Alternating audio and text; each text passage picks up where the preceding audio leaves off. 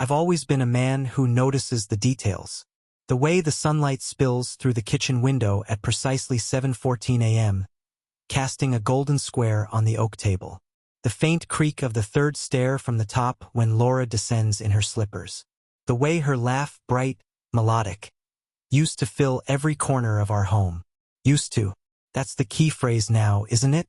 3 months ago, I started noticing something else. A shift, subtle as a shadow moving across the floor. Laura wasn't the same. Her eyes, once warm pools of hazel I could drown in, darted away from mine. Her phone, once carelessly tossed on the counter, now clung to her hand like a lifeline. We'd been married 12 years. 12 years of quiet mornings, shared dinners, and the kind of intimacy that doesn't need words. Just a brush of her fingers against my arm as she passed me in the hall. I'm not a romantic fool. I'm a structural engineer. I build things to last, to withstand storms. Our marriage was my greatest project. But lately, I'd felt the foundation cracking. It started with the excuses. Late meeting, she'd say, breezing in after 9 p.m., her hair slightly mussed, her cheeks flushed in a way I hadn't seen since our early days. She's a graphic designer, freelancing mostly, so late meetings weren't unheard of. But the frequency, that was new. Then there were the clothes, new blouses, tighter jeans, a pair of heels I'd never seen before. Client gift, she'd shrugged when I asked. I didn't push. I trusted her. One night I couldn't sleep. The clock blinked 2:37 a.m., and Laura wasn't beside me. I found her downstairs, curled on the couch, texting furiously. When I asked who it was, she jolted upright, stammering, "Just a client. Tight deadline." Her screen went dark before I could see it. I nodded, went back to bed, but the seed was planted. The next day, I checked our joint account, something I rarely did. A $200 withdrawal, cash, no receipt. Then another $150. Small enough to go unnoticed, but not to me. I'm a man of patterns, and this was off script. I didn't confront her. Not yet. I needed proof, something concrete to hold up against her excuses. So I watched. I listened. The way she hummed absent-mindedly while cooking, a tune I didn't recognize. The way she'd pause mid-sentence, lost in thought, then smile to herself. It wasn't my smile she was seeing. I knew it in my gut. And then last week I saw the car. A sleek black Audi parked 2 streets over, idling as she climbed in. She didn't see me watching from my truck. I didn't follow. Not then. But I memorized the plate. JKL 492. That night, I lay awake, staring at the ceiling, my mind a blueprint of questions. Who was he? How long had this been going on? And why wasn't I enough? I'm not a perfect man, but I'd given her everything. Stability, loyalty, a home. My hands clenched the sheets as I pictured her with someone else, laughing that laugh, sharing those quiet moments that were supposed to be ours. I didn't sleep. I planned. The next morning I acted normal. Pancakes on the griddle, coffee brewing, the radio humming some forgettable pop song. Laura shuffled in, her hair a sleepy tangle, and kissed my cheek. Felt like a lie. "Morning," she mumbled, scrolling her phone. I watched her fingers dance across the screen, quick and secretive. "Busy day?" I asked, flipping a pancake. She nodded without looking up. "Client stuff. Might be late again." I smiled, tight-lipped, and said nothing. After she left, I called in sick. First time in years. My boss didn't question it. I'm the reliable one, after all. I drove to her office, a rented studio downtown she shares with 2 other freelancers. Her car wasn't there. I waited an hour, sipping gas station coffee, until I saw that Audi again. JKL 492. It pulled up, and she stepped out, laughing, her hand brushing the arm of a man I didn't recognize. He was tall, broad-shouldered, with a jawline that looked carved from stone. They disappeared inside. I didn't storm in. I'm not that man. Instead, I drove home, my knuckles white on the wheel, and dug deeper. Our Wi-Fi router logs every device. Hers had been connecting to a new network, Skyline Loft, every few nights for months. A quick search showed it was a luxury condo complex 20 minutes away. Not a client's office, a residence. I cross-checked the Audi's plate through a friend at the DMV. Discreetly, of course. Registered to a Michael Grayson, 34. No criminal record. I found him on LinkedIn. Real estate developer, smug photo, all teeth and confidence. That night, Laura came home at 10:14 p.m., smelling faintly of cologne. Not mine. Rough day, she sighed, kicking off those heels. I nodded, poured her wine, and watched her sip it, oblivious. I'd already started my next move. I ordered a tiny GPS tracker online, overnight shipping. It arrived the next day, and while she showered, I slipped it into the lining of her purse. By evening, I had an app pinging her location. Skyline Loft. She'd lied again. Another meeting. I sat in my study, the tracker's dot blinking on my phone, and let the anger simmer. It wasn't just the betrayal. It was the casual ease of it. She thought I was blind, a fool who'd keep flipping pancakes while she lived this double life. I Googled Michael Grayson further. Divorced, no kids, a reputation for charm. His Instagram was public, cocktails, gym selfies, a shot of him and Laura at a rooftop bar, captioned good company. She'd liked it. My wife, my Laura. I didn't sleep again. Instead, I sketched. Not buildings this time, but a plan. Revenge isn't impulsive. It's engineered. I needed her to feel what I felt. Not just the hurt, but the humiliation, the slow unraveling of everything she thought she controlled. I'd use her own game against her. Michael Grayson wasn't the only one with resources. For a week, I played the part. Doting husband, oblivious idiot. Breakfasts made, small talk exchanged, her lies swallowed whole. The tracker painted her life in red dots. Home, studio, Skyline Loft. She spent 3 nights there that week, each time texting me some vague excuse.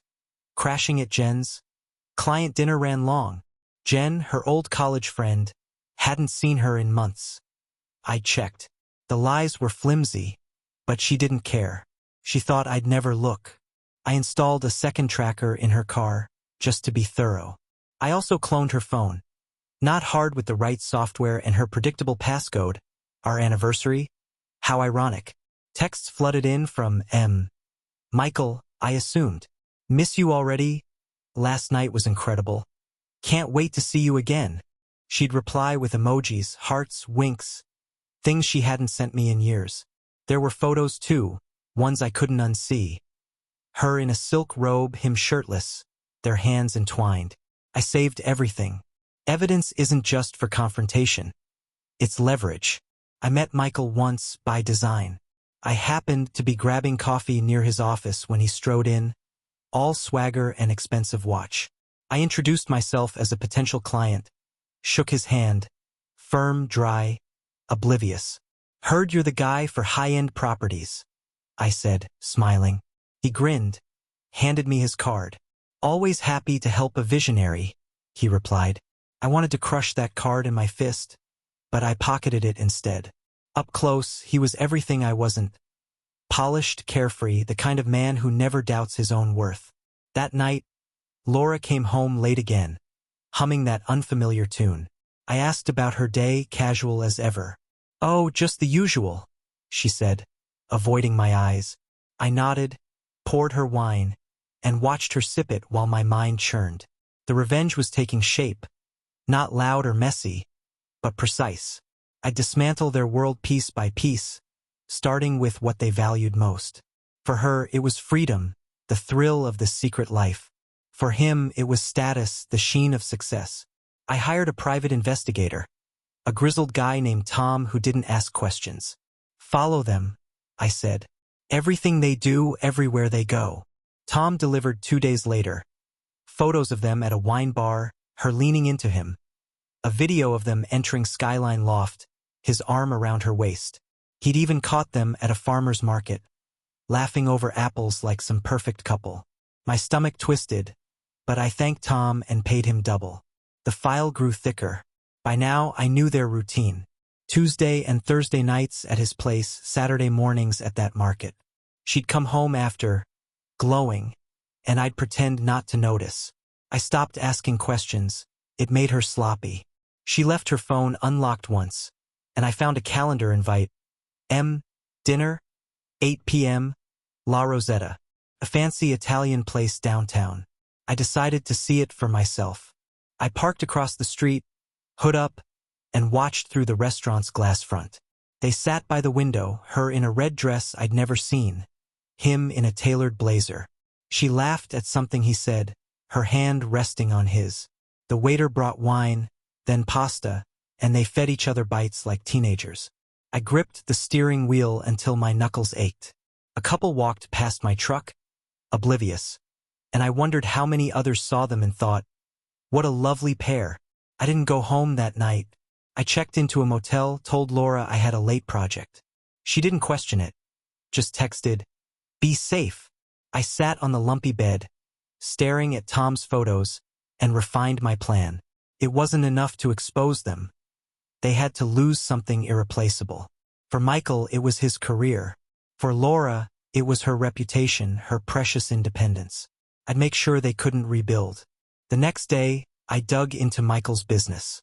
Public records showed he just secured a $5 million deal for a condo development. Skyline Lofts expansion. Shady permits, though corners cut. I know construction law better than most, and I saw the cracks. I contacted an old colleague, a city inspector named Dave. "Look into this," I said, sliding him the file anonymously. Dave owed me a favor. He didn't ask questions. For Laura, I went subtler. She'd always prided herself on her freelance gigs, artsy, respected clients. I created a fake email, posed as a gallery owner, and booked her for a big project. The catch? It'd keep her busy, away from Michael while I worked. She took the bait, gushing about it over dinner. "This could be my break," she said. I smiled. "I'm proud of you." The fake project ate her time.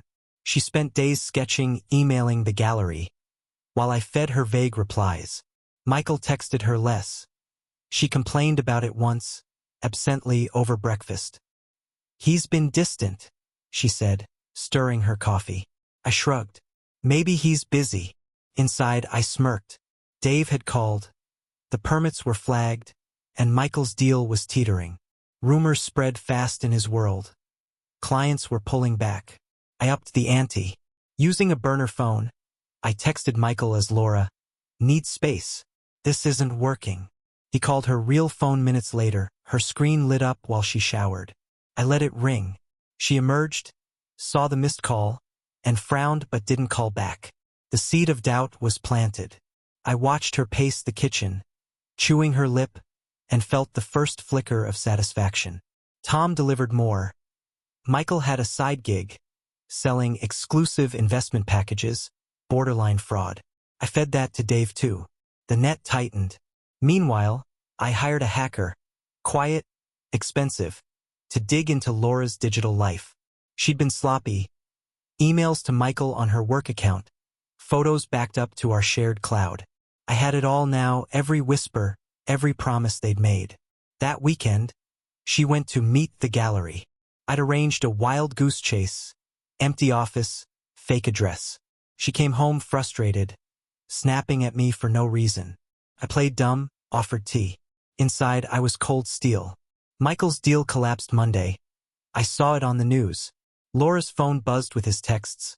"Call me, please." But she didn't reply.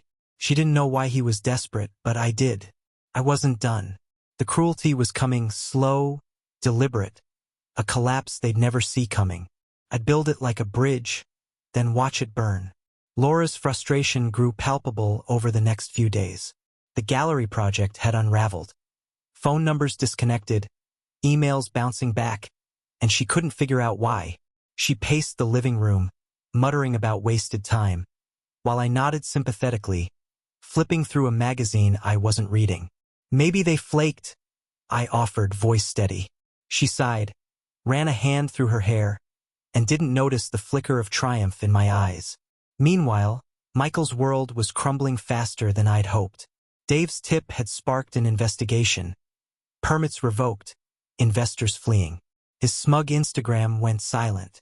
I kept tabs via the tracker. Laura hadn't been to Skyline Loft in a week. She tried calling Michael twice, but he didn't pick up. I'd made sure of that. The burner phone sent him another text as her, "I'm done. Don't contact me." He'd replied with a string of pleas. "What's going on? Talk to me." But her real phone stayed quiet. She didn't know about the messages, of course. I'd locked her out of her own game, and the confusion was eating her alive. One night, she came home late from the studio, eyes red. "Rough day?" I asked, setting a plate of lasagna in front of her. She pushed it away. "Michael's not answering," she blurted, then froze, realizing her slip. I raised an eyebrow, calm as stone. "Michael? The real estate guy?" She stammered. "Oh, a client. He's been helping with a project." I nodded, let it hang. She didn't eat the lasagna. I didn't care. The seed of her own unraveling was sprouting.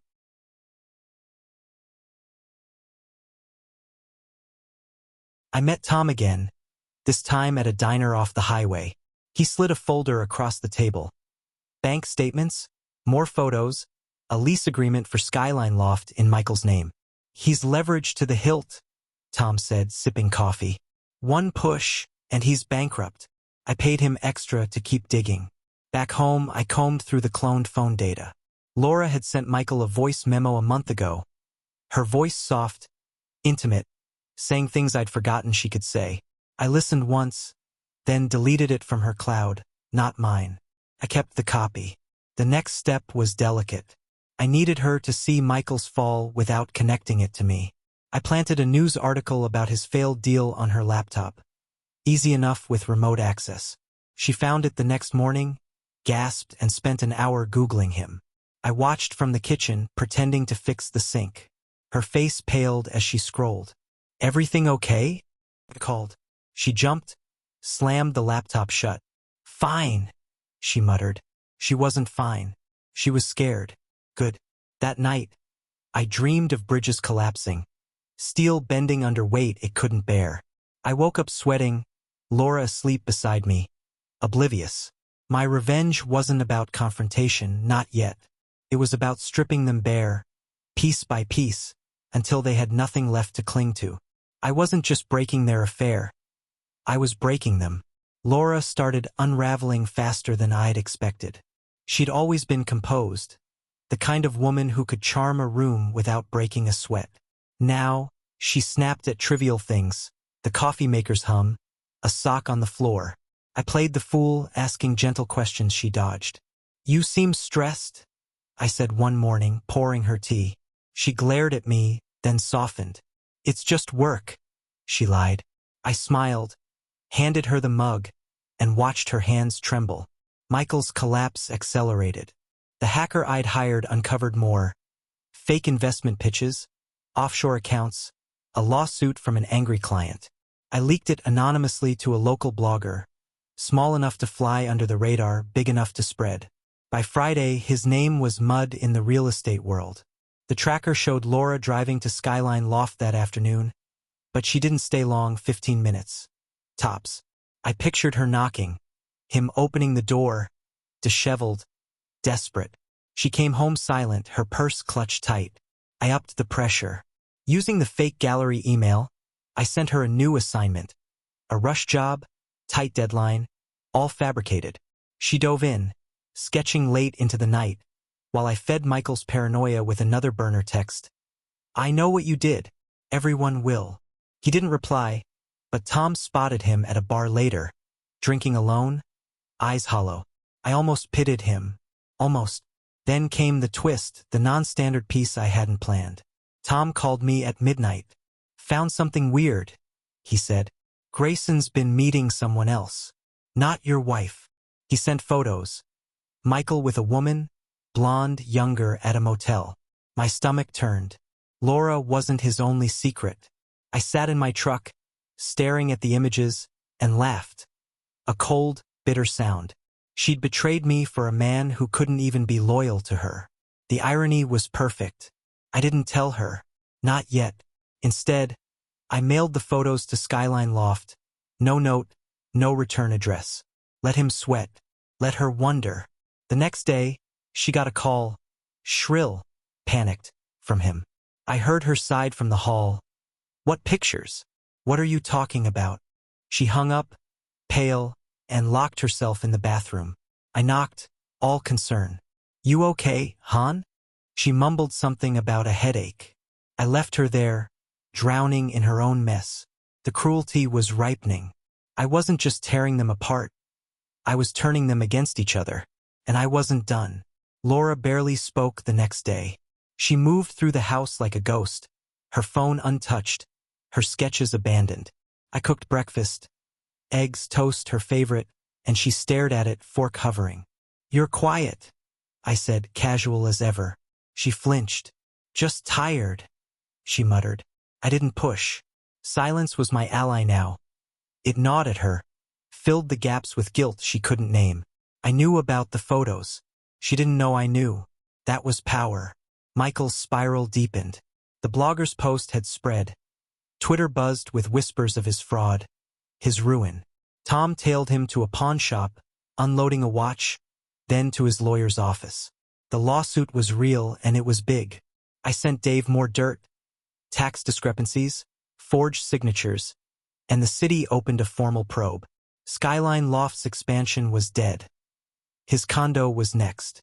I pictured him pacing that sleek apartment, walls closing in, and felt a grim satisfaction. I turned to Laura's world. Her freelance clients, real ones, got an anonymous tip. Her unreliability, missed deadlines, faked, of course, with doctored emails. 2 dropped her within days. She got the calls while I was out. I listened through a hidden mic I'd planted in the living room. I don't understand, she said, voice cracking. I've always delivered. She hadn't, not lately, thanks to my distractions. Her reputation, her lifeline, was fraying. That night, she tried calling Michael again. I watched the tracker. He was at the motel with the blonde. Laura's call went to voicemail. She threw her phone across the room, sobbing. I stepped in, all concern. What's wrong? She shook her head, tears streaming. Nothing. Just everything. I hugged her, felt her tremble, and hid my smile against her hair.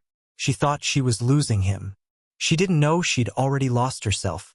I mailed her a package next, disguised as a client gift. Inside, a cheap perfume bottle, the kind the blonde wore in Tom's photos, and a note. He likes this scent better. No signature. She opened it while I was at work, and I watched via the mix feed. She gasped, dropped it, glass shattering. What the hell? She whispered. She didn't tell me. She couldn't. The trap was tightening. Laura stopped pretending by the weekend. No more excuses, no more late nights. She stayed home, staring at walls, jumping at every notification. The perfume incident had broken something.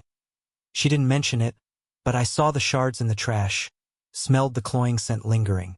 Her phone buzzed constantly. Michael, begging now. Please, I need you. It's not what you think. She didn't reply. I'd made sure she doubted everything. Michael's ruin was nearly complete. The lawsuit hit the papers, front page, local section. Developer faces fraud charges. His investors sued too, a domino effect. Tom caught him moving boxes out of Skyline Loft, evicted, probably. I sent one last burner text. She knows about the blonde. You're done. He didn't respond. He couldn't. I'd stripped his charm, his money, his pride. He was a shell now, and I wasn't finished. For Laura, I went deeper. I hacked her portfolio site. Subtle changes, typos, broken links, and sent it to her remaining clients as updated work. One emailed back, confused. She scrambled to fix it, but the damage was done. Her inbox filled with cancellations. I don't get it, she said at dinner, voice hollow. It's like someone's sabotaging me. I chewed my steak, shrugged. Bad luck, maybe. Her eyes narrowed, but she let it go. Then I staged the reveal, not the full truth, just enough. I left a photo on the counter, Michael and the blonde, time-stamped a week ago. Laura found it while I was showering. I heard her gasp, then silence. She didn't confront me. She couldn't. When I came downstairs, it was gone. her face a mask. "You okay?" I asked. She nodded, tight-lipped. The blonde wasn't the betrayal she'd expected. It was worse. She'd been a fool twice over. That night, she cried herself to sleep. I lay beside her, awake, plotting the final act. The cruelty had to peak, something they'd never recover from. I had the pieces. Now I'd build the collapse. Monday morning, Laura called in sick to the studio. She hadn't left the house in days, her confidence shattered. I kissed her forehead, said, "Take it easy," and left for work. Instead, I drove to Michael's old office, boarded up now, a for lease sign slapped on the door. Tom confirmed he'd moved into a cheap rental across town. The blonde gone too. I mailed him a package. A framed photo of him and Laura at that rooftop bar, glass cracked with a note. "She's done with you. So am I." No signature. Let him guess. Laura's phone pinged while I was out. Michael again, a rambling voicemail. I listened through the clone. "I don't know who's doing this, but I'm sorry. I never meant." I cut it off, deleted it from her end. She'd never hear it. Instead, I sent her an email from a fake client. "Heard you're unreliable. Pass." She read it, slammed her laptop shut. I caught it on the mic. Her world was shrinking, and she didn't know why. I escalated. Using Michael's old investor list, hacked from his email, I sent forged messages. "Grayson says you're to blame. Check his files." Chaos erupted. They turned on him, lawsuits piling up. For Laura, I planted a rumor on a freelance forum. Anonymous. Vicious. She steals ideas. Sleeps around for gigs. Is spread like wildfire. Her last client dropped her that afternoon. She sat on the couch, staring at nothing, when I got home. "Rough day?" I asked. She didn't answer. The cruelty crystallized that night. I cooked dinner, her favorite, chicken marsala, and slipped a note under her plate. He had others. "You were nothing." She found it, froze, then crumpled it, eyes wild. "Who's doing this?" she whispered. I shrugged, cleared the table. She didn't sleep. Neither did I. The end was close, and it would be merciless. Laura barely functioned now. She'd stopped sketching, stopped answering emails. The house felt like a tomb, silent, heavy with her defeat. I kept up the act. Breakfast on the table, gentle questions she ignored. "You should take a break," I said one morning, watching her stare at a cold cup of tea. She nodded absently, her fingers tracing the table's grain. She didn't suspect me. Not yet. That was the beauty of it. Her world was collapsing, and I was the ghost she couldn't see. Michael was a wreck too. Tom tracked him to a dive bar, then a shelter. Eviction had hit hard. His car was repossessed. The Audi's sleek frame vanished from the streets. I sent him one last package. A cheap mirror, cracked with "Look at yourself" scrawled in marker. No return address. Tom saw him smash it in an alley, cursing to no one. I smiled when I heard. He'd lost everything, money, status, Laura, and I'd made sure he knew it was personal, even if he didn't know who. For Laura, I tightened the screws. Her freelance forum rumor had exploded. Clients blacklisted her. Peers whispered. I hacked her social media, posted cryptic updates from her account. Sometimes you don't see the truth until it's too late. Her friends messaged, confused. She didn't reply. I locked her out of the account after new password, no access. She found out that night, slamming her phone down. "What is happening?" she yelled, the first real crack in her silence. I shrugged, all innocence. Tech glitch, maybe? Then I dropped the bomb. I'd saved the best for last. The non-standard twist that made this more than just infidelity. The blonde wasn't random. Tom's digging revealed she was Laura's cousin, Emily. A secret Michael didn't know either. They'd met at a family reunion years ago, before he and Laura started. Emily had been in and out of his life, a shadow affair overlapping ours. I had photos, timestamps, even a motel receipt Emily had stupidly posted online. Laura thought she'd been his only betrayal. She was wrong. I left the evidence on her desk, disguised as a lost package from a courier. Photos of Emily and Michael. A note in Emily's handwriting. He's mine now. Laura found it while I was out. The mic caught her scream, a raw, guttural sound, then sobbing. She called Emily straight to voicemail. I'd paid Emily off days ago, $5,000 to disappear, no questions. Laura didn't know that. She thought her cousin had stolen him. The betrayal doubled, twisted, became something grotesque. I came home to chaos. Papers scattered, her eyes wild. Did you see this? She demanded, shoving a photo at me. I feigned shock. Emily? With him. She collapsed, crying. I held her, whispering comforts, while my mind raced to the finale. Laura didn't leave her room the next day. She locked the door, refused food. I knocked, left trays outside, untouched. The mic picked up her muttering. How could she? How could he? She blamed them, not me. Perfect. I let her stew, let the wound fester. Downstairs, I finalized the last pieces. Michael's ruin was complete, but Laura's needed one more push. A public fall, irreversible. I kept a trump card, a video from Tom. Michael and Laura at that rooftop bar, her laughing, him kissing her neck. Unmistakable. I edited it, added a timestamp, and uploaded it to a local gossip site. Anonymous tip. Cheating wife and fraud developer. Match made in hell. I tagged her freelance profile, his old business page. It went viral by noon. Her phone buzzed nonstop. Friends, ex-clients, strangers. She stumbled downstairs, pale, clutching it. What is this? She whispered, showing me the link. I frowned, all concern. That's awful. Who'd do that? She didn't answer, just sank onto the couch, scrolling the comments. Disgusting. Knew she was shady. Poor husband.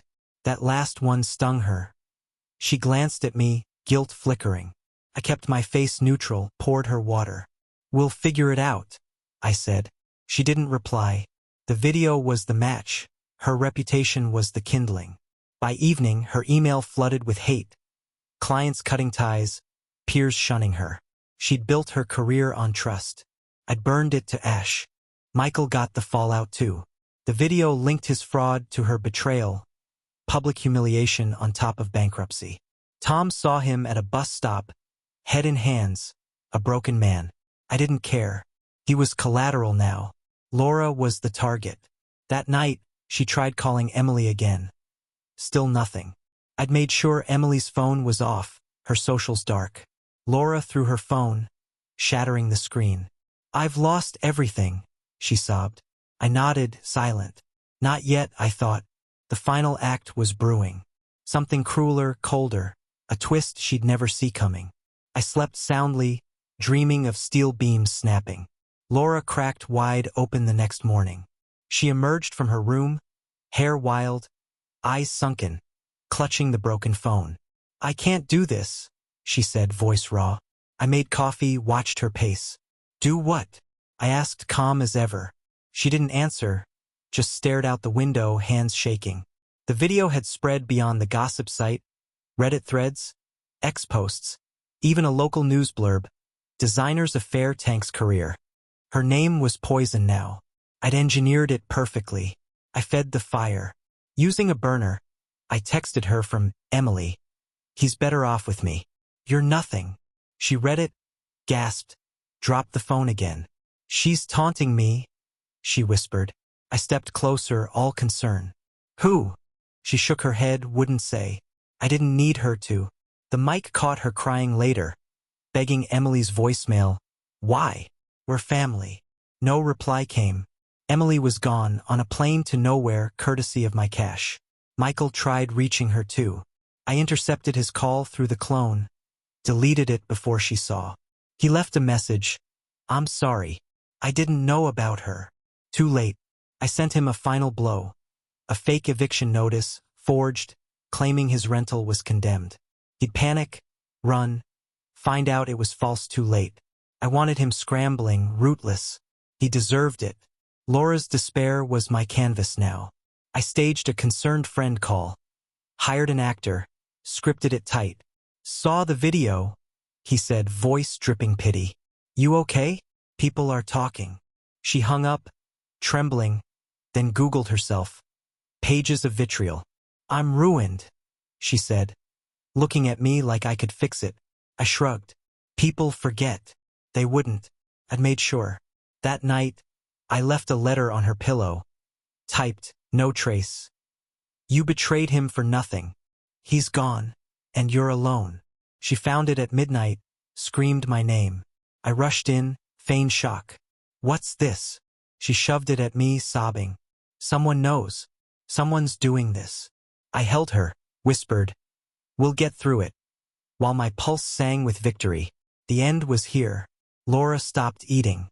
She sat in the dark, curtains drawn, a shell of the woman I'd married. The letter broke her spirit. Guilt, fear, paranoia swirling in her eyes. "Who's doing this?" she asked me over and over. I played dumb, cooked meals she ignored, watched her shrink. The video kept circulating. Her phone stayed off now, useless against the storm. I'd won, but the final cut had to be surgical, unforgettable. Michael vanished. Tom lost him after the fake eviction. He'd fled, no forwarding address. I didn't care. His part was done. I focused on Laura, the centerpiece. I hired a voice actress, mimicked Emily's tone, and left a voicemail from a burner. "He loves me, not you. You're pathetic." Laura played it on speaker, shaking, then smashed a lamp. "She's lying," she screamed. I cleaned the glass, silent, letting her rage. She didn't know Emily was a puppet, my puppet.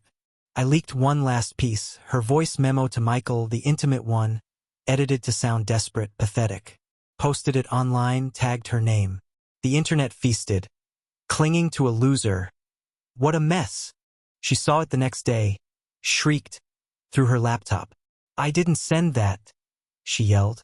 I nodded, all sympathy. "Someone's cruel," I said. She stared at me, suspicion flickering. First time. I met her gaze steady. Past. Her family called, her mom mortified by the scandal. "How could you?" Laura hung up, sobbing. I'd sent them the video too, anonymously. No one stood by her now. She was isolated, exposed, a pariah. I watched her curl on the couch, muttering, "I deserve this." I didn't disagree. The cruelty was complete, almost. One final twist waited, the dagger I'd saved. That night, I packed a bag. Not much, just clothes, essentials. She didn't notice, lost in her haze. The end was tomorrow. I'd leave her with nothing, not even me. Morning came, gray and cold. Laura didn't stir when I left the bedroom. I made coffee, set her mug on the counter last time. Downstairs, I'd staged it all. A note, the evidence, the truth. Not typed, handwritten, my script unmistakable. I knew everything. Emily was a lie. Michael was nothing. You broke us, so I broke you. Beside it, the photos, her with Michael, him with Emily, stacked neatly. The cloned phone data, printed. The tracker receipts. She'd see it all, know it was me, and understand too late. I didn't wake her. I took my bag, drove to a hotel 2 towns over, booked under a false name. She'd find it by noon, I figured. The mic was still live. I listened remotely. At 11:47, she screamed, long, jagged, a sound of pure collapse. "You bastard!" she yelled, papers rustling, something shattering. She called my phone, off, untraceable now. She'd search, but I was gone. The revenge was complete. Michael, a husk, wandering somewhere. Laura, alone, her career ashes, her family ashamed, her trust in anyone, especially me, obliterated. The twist wasn't just Emily. It was me, the quiet engineer she'd underestimated. I'd built her ruin like a bridge, precise, load-bearing, then let it fall. She'd live with it, haunted, knowing I'd outplayed her at every turn. I checked out that night, drove north. No plan, just motion. The house was hers, mortgage paid, a hollow gift. She'd stay or sell, didn't matter. I'd taken what I needed. My pride, my peace.